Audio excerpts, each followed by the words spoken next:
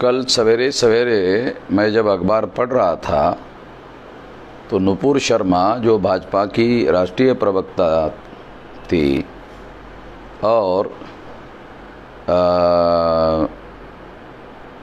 जो उसका वो जिंदाल है जिंदाल नवीन जिंदाल उसकी खबरें कब मैंने पढ़ी और उसमें ये भी खबर थी कि उनको कुछ लोगों ने धमकियां दी। आज के सवेरे के अखबार जब मैंने पढ़ा तो पुलिस वालों ने धमकी के आरोप के आधार पर उनके ऊपर अज्ञात लोगों के नाम पर एफआईआर दाखिल कर दिया। जिस नुपुर शर्मा की वजह से कानपुर में फसाद हुआ, जिसके लिए नुपुर शर्मा और नवीन जिंदाल जिम्मेदार थे, अभी तक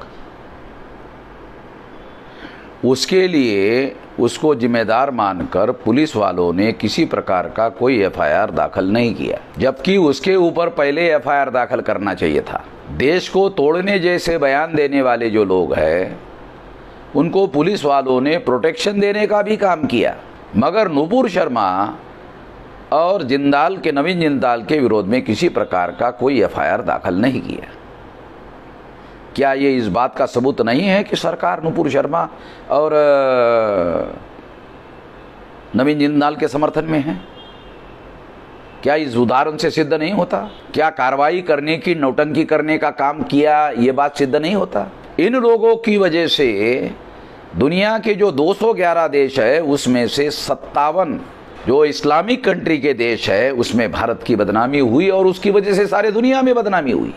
अमेरिका के सीनेट ने भारत के विरोध में अल्पसंख्यक लोगों पर अत्याचार किया जा रहा है, सारे दुनिया के अखबारों में और मीडिया में यह खबर छपी कि भारत में ऐसा हो रहा है। इससे भारत की जो प्रतिमा है वो सारी दुनिया में बदनामी हुई। प्रधानमंत्री जो संविधान के अनुसार देश का पहले नंबर का प्रतिनिधि है, उन्होंने किसी प्रकार का बयान तक नहीं दिया। जो देश का पहले नंबर का प्रतिनिधि है अभी तक कोई बयान नहीं दिया। अगर वो लोग सरकार के प्रतिनिधि नहीं है और उन्होंने अगर गैर कानूनी काम किया तो सरकार ने उनके खिलाफ कार्रवाई करने का काम क्यों नहीं किया? अगर नहीं किया तो सरकार उसके समर्थन में नहीं है किस आधार पर कहा जाए? ये तो यही कहा जा सकता है। नुपुर शर्मा के ट्विटर को प्रधानमंत्री फॉलो कर रहे हैं, होम मिनिस्टर फॉलो कर रहा है, डिफेंस मिनिस्टर फॉलो कर रहा है, रेल मिनिस्टर फॉलो कर रहा है, भाजपा का राष्ट्रीय अध्यक्ष फॉलो कर रहा है। इसका मतलब फॉलो कर रहा है, इसका मतलब है नुपुर शर्मा जो कह रही है वो कोई गलत नहीं कह रही है, वो बीजेपी की ऑफिशियल पॉलिसी है। वो वही कह रही है जो बीजेपी की ऑफिशियल पॉलिसी है। और अगर वो ऑफिशियल पॉलिसी में बात नहीं कर रही है तो ये लोग उसको क्यों फॉलो कर रहे हैं?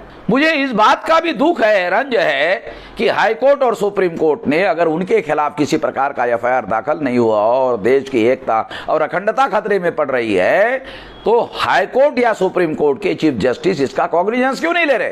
क्या हाई कोर्ट सुप्रीम कोर्ट के जो लोग हैं वो भी पार्टी लेवल पर बात कर रहे हैं? क्या उनको संविधान के अनुसार अगर कोई कार्रवाई नहीं कर रहा है तो सुप्रीम कोर्ट और हाई कोर्ट के लोगों को पहल करना चाहिए कि नहीं करना चाहिए?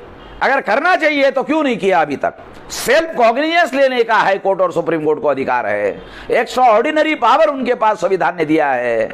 देश का चीफ जस्टिस कह रहा है कि जुडिशरी के फैसलों के बारे में आजकल फैशन हो गया है प्रोपेगेंडा करने का। ऐसा बयान बार बार चीफ जस्टिस दे रहा है।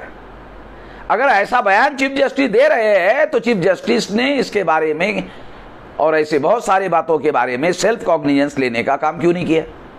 अगर लोग, भारत की प्रजा अगर चीफ जस्टिस के इस व्यवहार के बारे में अगर देख रहे हैं तो इसमें गलत क्या है?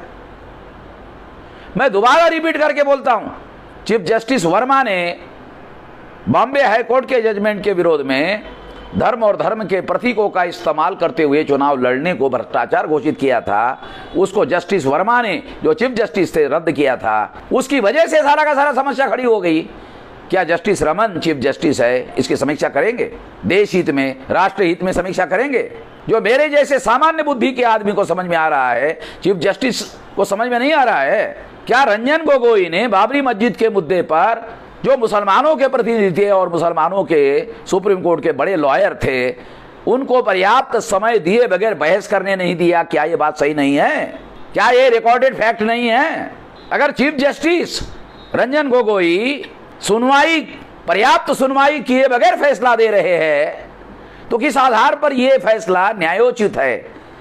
नेचुरल जस्टिस के अनुसार यह फैसला दिया गया है, किस आधार पर कहा जा सकता है? अगर ये लोग कहते हैं तो जस्टिस रमन्ना को क्यों बुरा लग रहा है? बुरा नहीं लगना चाहिए। ईवीएम के बारे में सुप्रीम कोर्ट ने फैसला दिया, मेरे केस में सुप्रीम कोर्ट ने फैसला दिया, पेपर ट्रेल मशीन लगाने का फैसला दिया, रंजन गोगोई ने इसको बदलने का और मैच करने का फैसला दिया। क्या जस्टिस रमन्ना मैच करने से फ्री फेयर एंड ट्रांसपेरेंट हो सकता है, इसको सिद्ध करने के लिए कोशिश करेंगे? किस आधार पर मैच करने से फ्री फेयर एंड ट्रांसपेरेंट हो सकता है? कोई है आधार, कोई तर्क है, कोई तथ्य है?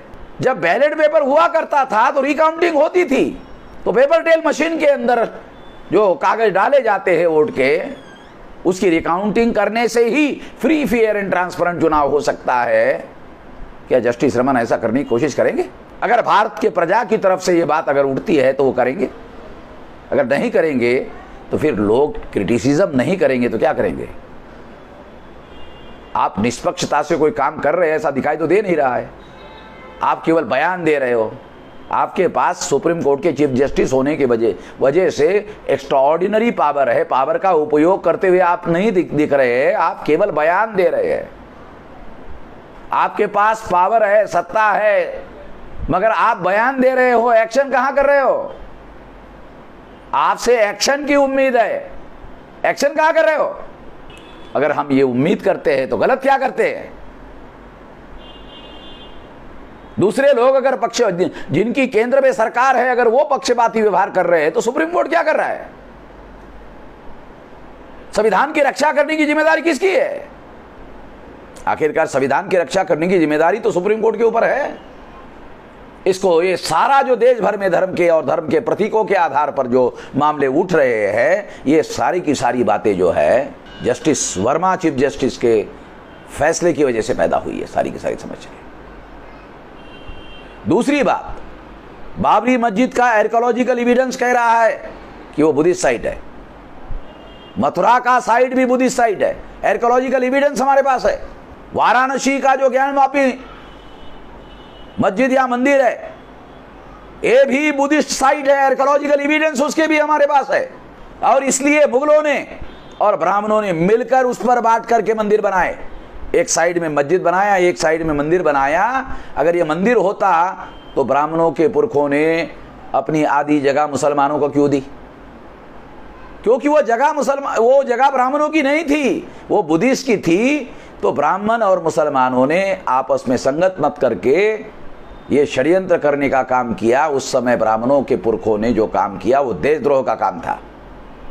आज देशभक्ति की नौटंकी करने का काम कर रहे हैं।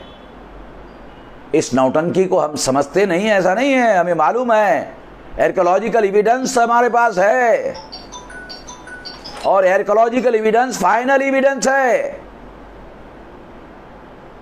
आने वाले समय में इसके बारे में देशव्यापी आंदोलन भी किया जाएगा, छोड़ेंगे नहीं। आर्टिकल 19 के तहत आंदोलन करने का हमारे पास अधिकार है, इसका उपयोग करेंगे संविधान और कानून के दायरे में रहकर। इतना ही कहना चाहता हूं।